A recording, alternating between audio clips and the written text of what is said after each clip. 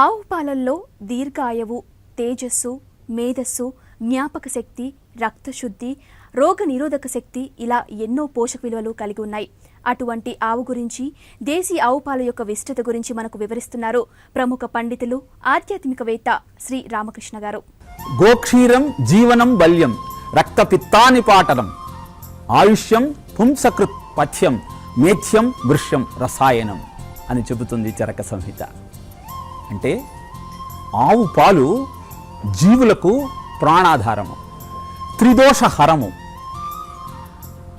అంతేకాకుండా మనిషిలో పుంస్తత్వాన్ని పెంచగలిగిన అద్భుతమైన ఔషధం.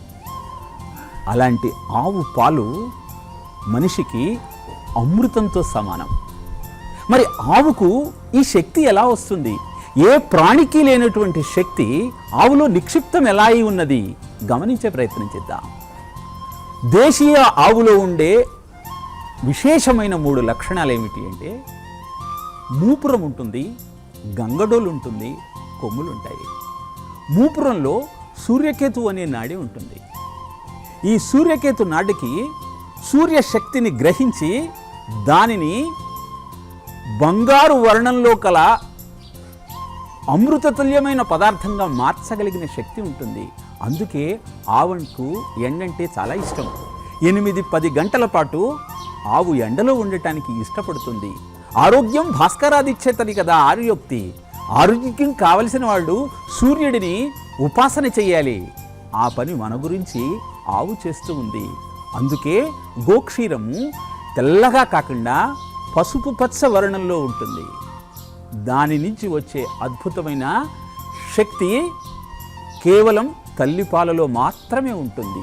అందుకే చిన్నపిల్లలకు తల్లిపాలు కరువైనప్పుడు ఆవు పాలనిస్తారు. నెలల బాలుడి నుంచి వయోవృద్ధుడి దాకా అందరూ సేవించి జీర్ణం చేసుకోగలిగిన ఆహారం గోక్షీరం. అగ్రమగ్రం చరంతి నామౌషధానాం వనే వనే తాసాం వృషభకృత్నీనాం పవిత్ర కాయశోధనం అంటూ కఠోపనిషత్తులో తెలియచేశాడు. అంటే ముందుకు నడుస్తూ అనేక అడవులలో సంచరిస్తూ అక్కడ ఉన్నటువంటి ఔషధ వృక్షాలన్నింటినీ సేవిస్తూ దానిని క్షీరంగా మార్చి ఇంటికి వచ్చి గృహస్థు అనారోగ్యాన్ని పోగొట్టుకోవడానికి కావలసిన ఔషధాన్ని పాల రూపంలో ఇచ్చేటువంటి అద్భుతమైన దేవతామూర్తి గోమాత. మరి ఈరోజు అడవులు ఎక్కడున్నాయి? గోవులు ఎక్కడ ఉన్నాయి? 51 రకాల ఉన్నటువంటి భారతీయ దేశీ గోవులు అంతరించి 29 జాతులు మాత్రమే ఇప్పుడు ఉపలబ్ధమవుతూ ఉన్నాయి. 33% అడవులతో విస్తరిల్లిన భారతదేశం ఈరోజు 7% అడవులతో మాత్రమే కనపడుతూ ఉంది. మరి ఆ ఔషధాలు గోవులకు ఎలా చేరాలి? వాటిని చేర్చే బాధ్యత ఎవరిది? ఎవరో ఒకరు పూనుకోవాలి కదా. అలాంటి అద్భుతమైన లక్ష్యంతో మనం గోవుకు ఔషధాల రూపంలో ఆహారాన్ని అందిస్తే అది నీకు ఆయుర్దాయాన్ని, అమృతతుల్యమైనటువంటి జీవనాన్ని, ఐశ్వర్యాన్ని అందిస్తుంది. అందుకే గోవులో 33 కోట్ల మంది దేవతలు నివాసం ఉంటున్నారు అని శాస్త్రం తెలియచేస్తూ ఉంది. గోవుకు ప్రదక్షిణం చేసినట్టయితే భూమండలాలన్నింటినీ ప్రదక్షిణం చేసినట్టే, 1000 సార్లు కాశీయాత్ర చేసినట్టే, 6 సార్లు భూప్రదక్షిణం చేసినట్టే అని తెలియచేస్తోంది శాస్త్రం. అద్భుతమైనటువంటి గోవు పాలను మనం స్వీకరించినట్టయితే మనలో ప్రేమ ఉప్పొంగుతుంది, తల్లి పట్ల పూజ్యభావం పెరుగుతుంది.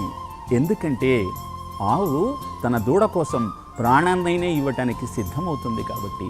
అంతేకాదు, సత్సంతానం కావాలని ప్రతి దంపతులు కోరుకుంటారు. మరి సత్సంతానం కావాలంటే ఏమి చెయ్యాలి? పుష్యమి నక్షత్రం నుంచి 7 రోజుల పాటు ఆవు పాలలో పత్తి వేరును వేసి దానిని రోజు సేవిస్తూ ఆవును పూజించినట్టయితే అద్భుతమైన సంతానం కలుగుతుంది అని తెలియచేస్తోంది ఆర్షవాంగ్మయం. మంచి సంతానంతో పాటు బుద్ధి వికాసం కలగాలి అంటే గోవుకు గర్భవతి రోజు ప్రదక్షిణ చేస్తూ వెండి గిన్నెలో తోడేసినటువంటి పెరుగుని సేవించినట్టయితే ధీశాలి తేజోశాలి అయినటువంటి కుమారుడు జన్మిస్తాడు.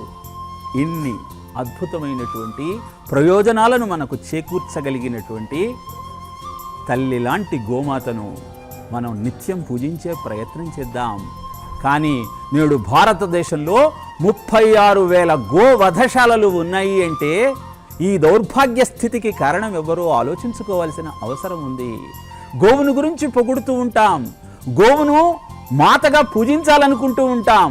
మన ముందు గోవు ఆహారం లేక అలమటిస్తూ ఉంటే దానికి ఇష్టమైన ఆహార పదార్థాన్ని అందించే ప్రయత్నం మాత్రం చెయ్యం. మన ముందు గోవును ఎవరైనా హింసిస్తూ ఉంటే దాని గురించి ఆలోచించే ప్రయత్నం చెయ్యం. గోవును రక్షించుకునే ప్రయత్నం చేద్దాం. పంట పైరులు ఫలముల సంగి పాలన చేయును భూమాత, పాలు పెరుగు వెన్నమీగడ ప్రజల కొసంగును గోమాత. తిట్టిన కొట్టిన గుంజకు కట్టిన కోపగించదు గోమాత, దున్నిన దుక్కిన తొక్కిన చెక్కిన దోషములెంతదు భూమాత. కసాయివాణి కరకు కత్తికి బలియగుచున్నది గోమాత, విషపూరితమౌ రసాయనాలలో తేలుచున్నది భూమాత. గమనిద్దాం, ఈ స్థితి నుంచి సంస్కరించుకునే ప్రయత్నం చేద్దాం. జీవనాన్ని ఆనందంగా కొనసాగించాలి అంటే గోమాత యొక్క క్షీరము పంచగవ్యములు ఒక్కటే మార్గమన్న సత్యాన్ని మనం తెలుసుకోగలిగితే నిరంతరము గోవును పూజించకుండా జీవనాన్ని గడిపే ప్రయత్నం చెయ్యము.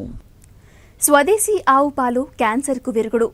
స్వదేశీ ఆవు నెయ్యి అన్ని రకాల విషాలకు విరుగుడు మరియు గాయాలను తగ్గిస్తుంది, బలాన్ని చేకూరుస్తుంది, గుండెకు మేలు చేస్తుంది. అటువంటి పౌష్టిక విలువ కలిగిన పాలను చెరక అమృత్ వారు ఏ విధంగా అందిస్తున్నారో మనం ఇప్పుడు చూద్దాం. Vitamin B12, vitamin K, vitamin D, calcium మరియు అయోడిన్ సమృద్ధిగా ఉన్న పాలు చెరక డైరీ వారి ఆవు పాలు.